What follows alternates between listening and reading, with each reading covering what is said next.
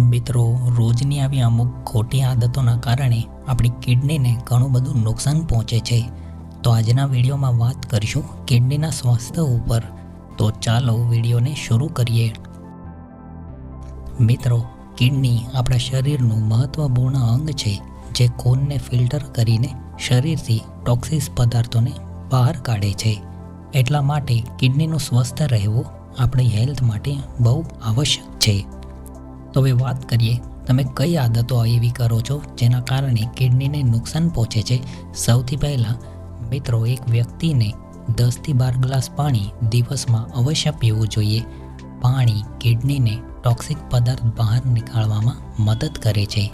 પાણી કમ પીવાથી કિડની પર લોડ આવે છે, જેનાથી કિડની સ્ટોન થવાની પણ સમસ્યા થાય છે.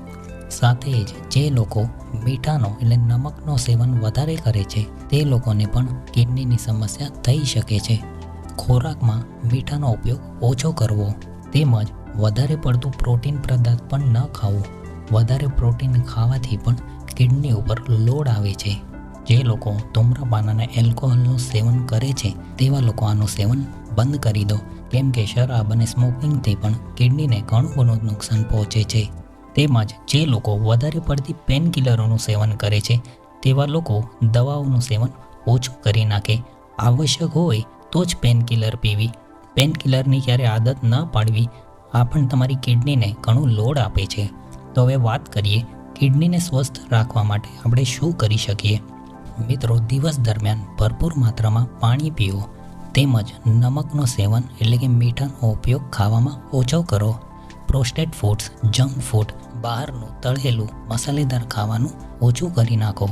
તેમજ લીલી ભાજીઓ, તાજા ફ્રૂટ્સનું સેવન કરો.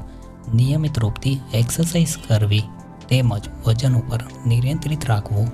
જે લોકો સ્મોકિંગ, દારૂનું સેવન કરે છે, એલ્કોહોલનું, તેવા લોકો તે બંધ કરી દો.